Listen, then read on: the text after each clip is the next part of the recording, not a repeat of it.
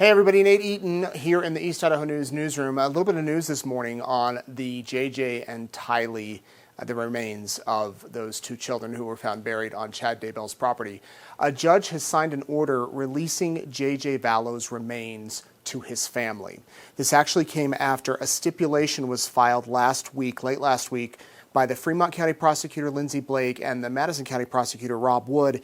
It was also signed by Chad Daybell's attorney, John Pryor. And it simply says, the state of Idaho, by and through the Fremont County Prosecuting Attorney and the defendant, Chad Daybell, through his attorney of record, John Pryor, and we hereby stipulate that the body of JJ Vallow may be released to his next of kin.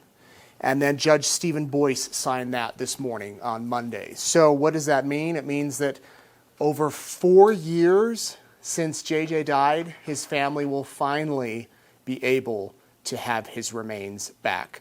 And I'm not sure I think that the procedure as far as who's going to come and pick up his body, what they're going to do from here, that's still being worked out. But they will finally get to lay him to rest. Meaning Chad Daybell's defense team and the prosecution no longer need it for the purposes of the trial coming up in April. Tylee's remains, that's a different story. There has been no stipulation filed as far as her remains being released, so those are still in the custody of the state.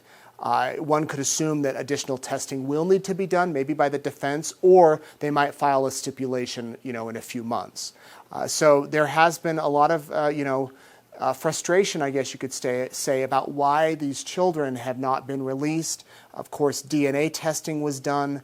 There was other sorts of testing that was done, and they held on to those bodies during Lori Vallow Daybell's trial earlier this year, but it appears that they will not need those for Chad Daybell's trial. So that is the news as of today as far as the remains of JJ Vallow. Again, the circumstances are still being worked out. Some of the family members have said in the past that they want to hold memorial services for these children here in Idaho, also in Arizona, and also in Louisiana, where JJ's grandparents live. So no details to announce on that yet, but that could be forthcoming as a way for the public to come and pay their respects.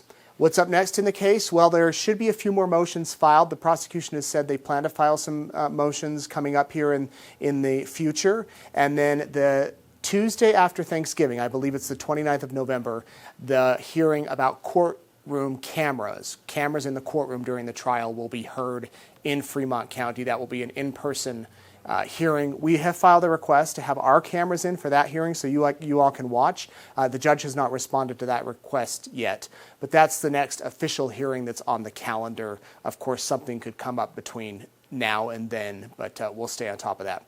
For all the latest news, go to eastidahonews.com. On the case, you can get all caught up. For now, I'm Nate Eaton reporting.